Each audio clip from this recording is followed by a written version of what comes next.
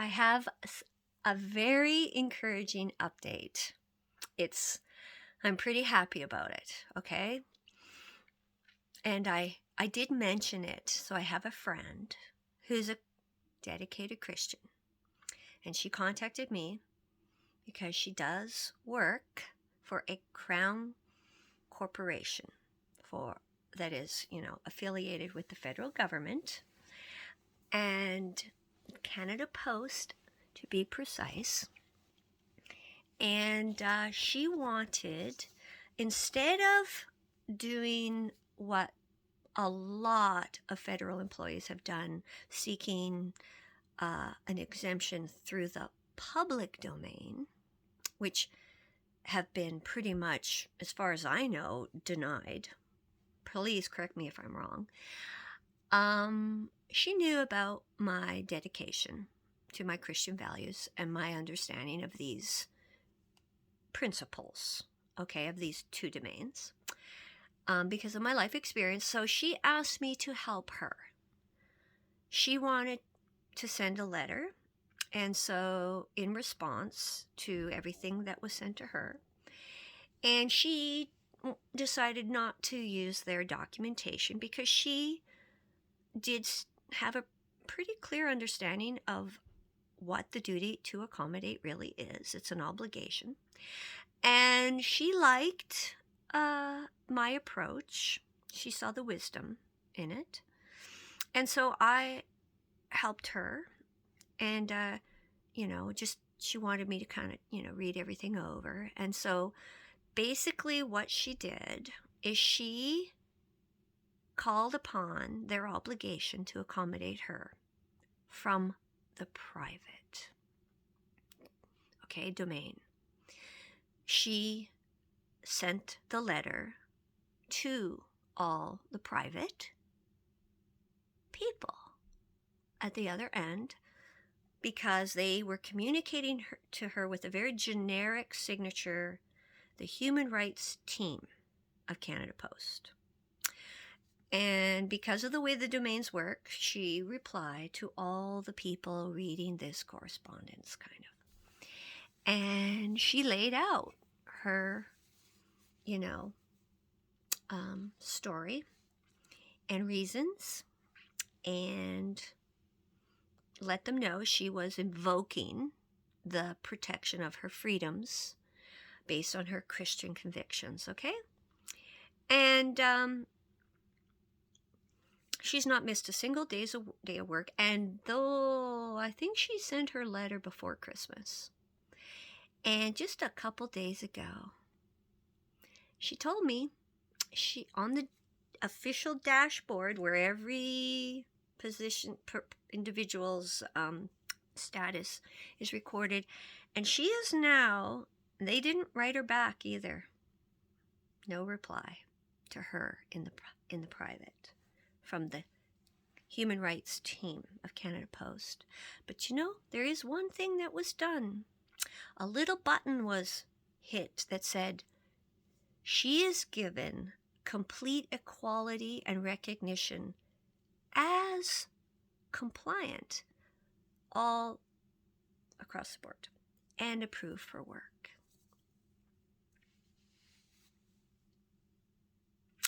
Yes. The letters that we do send to invoke the duty and obligation for them to accommodate us, if you've taken this position this long because of personal convictions, beliefs, conscience, it's very broad. You don't have to be a monk or a priest to do this, okay? Yeah. And you will be given equal recognition. So whatever their way of saying someone is approved for work, if they have to say they're compliant, okay, she's compliant. And her medical status and what she chooses to subject herself to is 100% her private information. And that's it. Okay? And I think this is really good news. And if anyone else knows or has evidence of such a success, because the Human Rights Team of Canada Post, I don't think it's a mistake. So I am now really working on deeply having a clear clarity of understanding of the two domains. I do believe that is an important component that will enable our civilization to catch its balance more quickly. Okay, so like when a human is running, okay, and say you're running from a predator, okay, and you're really booting it, and there's rocks and stones and trees and stuff, well, you can just run and skip and jump over all of it. And why? I'll tell you why. Because the way our human body is designed, with the left and the right and the ability to, jump and catch our balance, is because of this ability for these two halves of our body, okay, to complement one another. So that's the best illustration I can think of the true purpose of the two domains. The public domain and the private domain are essential, complementary domains when functioning, okay? And if one gets too big and the other gets too small, you're going to lose your balance really easily. Okay? And so that's my focus, my ministry, okay? Because I am a Christian, as you guys all know. And so I am opening up and establishing my own private membership association to support the activities that I do and engage with other individuals who are also interested in having part of the beautiful provision and protections that actually exist within the private domain. Okay? And that's what I wanted to share with everyone. And so I'm definitely can give more details, I might make more videos if people are interested. I'm, still, it might take me a month or so before I have all my own founding documents, and articles, and, because I'm setting it up like, there'll be trustees. Like I'm setting the structure up really properly. Okay.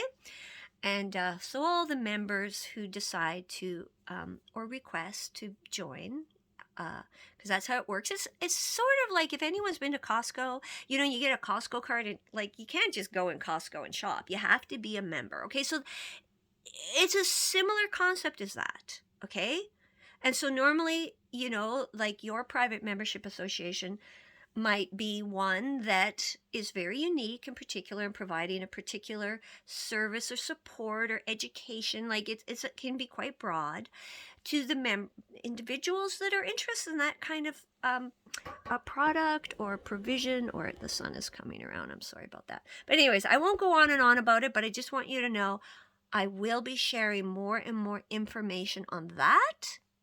Okay? But this other significant event with the Human Rights Team of Canada Post responding in such a simple but important way to a Christian woman, a senior actually, who's alone. She is single without children, okay, and is a Christian, okay, and she's still working and is listed as compliant. And she did send a letter from the private connected to their, reminding them, you could say, of their duty and obligation to accommodate her on account of her faith in this regard. So I want to thank every single private individual that may have read her letter. You've done a very good thing. And I want to assure you, I believe that this is the most viable, sensible, and reasonable way for us to move forward, because this is an example of something that was already put into place and exists in our very well organized, advancedly developed, civilization. In Canada, the Commonwealth, probably many countries, I would say every country that's, signed on to the International Covenant, you know, this applies because the first article speaks about the all peoples having the right to self-determination, and so this is an example of that. Okay, I just wanted to share this news because so many good things are happening now in our country and around the world, and people understandably might be anxious and like, oh, do we have to, build new things, and what are we going to do? And it's like, well, this is just one example of something that is in existence that was already put in place by many of our earlier founders. And it goes back actually a very long way and is connected. Its origins is for sure from the Bible. The household of God, the concept of the private domain is associated with the principle of the household of God and the privacy of your personal home space. That's what this is, okay? So we are on an adventure, and if we, really embrace this, we'll be able to catch our balance and not fall flat on our face, okay? Because we don't want to fall flat on our face, okay? There's too many people alive on Earth who have been so severely impacted, and the economy and everything, okay? The public domain, the private domain, they can be in a very balanced relationship with each other, and all from both sides we can help keep ourselves standing upright. Okay? Thank you, friends. Please. Yeah, that's all. Bye-bye.